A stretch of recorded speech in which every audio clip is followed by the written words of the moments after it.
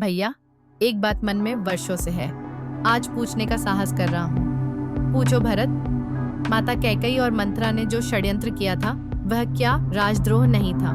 उनके कारण आपको वनवास झेलना पड़ा।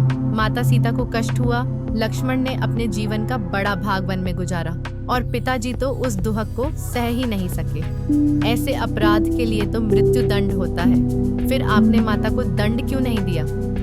भरत, जिस माता ने तुम जैसे धर्मात्मा को जन्म दिया हो उसे दंड कैसे दिया जा सकता है? तुम स्वयं उनके जीवन का सबसे पवित्र प्रमाण हो।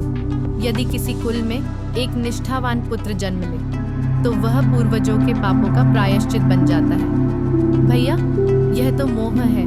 आप मेरे बड़े भाई हैं, इसलिए कह रहे हैं, पर एक राजा के रूप में आपको मोह से ऊपर उठकर न्याय करना चाहिए था। सोचिए, आपसे यह प्रश्न आपका भाई नहीं, अयोध्या का एक नागरिक पूछ रहा है। भरत, अपने सगे संबंधियों के अपराध पर कोई दंड न देना ही इस सृष्टि का सबसे कठोर दंड है। माता कैकेयी ने जो भोगा है वह किसी राज्य दंड से कहीं अधिक पीड़ादायक है। 14 वर्षों तक हम वन में थे, एक दूसरे का सहारा बनकर, पर माँ, वे अकेली थीं। उन्होंने पति को खोया, अपने चारों पुत्रों से स्नेह खोया और सबसे बड़ा दंड, उन्होंने अपना आत्मसम्मान खो दिया। उन्होंने हर दिन आत्मग्लानि के साथ जिया है।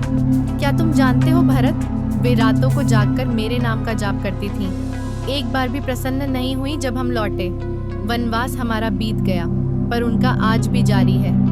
भैया, मैंने माँ को रोज उस अपराध बोध में तिल तिल मरते देखा है। वे अक्सर एकांत में कहती थीं, राम को वन भेजा नहीं, मैंने खुद को निर्वासित किया है। उनका मौन ही उनके अपराध की सजा बन गया। भरत, क्या हम माँ की उस भूल को भूल नहीं सकते?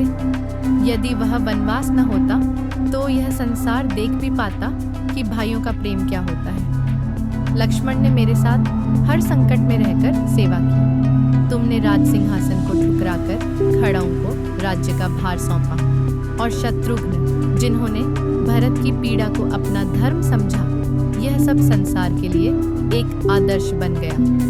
मैंने केवल माता पिता की आज्ञा मानी थी, लेकिन तुम तीनों ने मेरे लिए जो किया, वह स्नेह, वह त्याग, वह समर्पण, इस संसार को भाइयों के संबंध का सच्चा अर्थ समझा गया। जहाँ प्रेम है वहाँ क्षमा है, जहाँ त्याग है वहाँ धर्म है, और जहाँ भाईचारा है वहाँ राम राज्य है। जीवन में कभी कभी सबसे कठोर दंड वही होता है जो बिना कहे, बिना सुनाए आत्मा को भीतर ही भीतर जलाता है।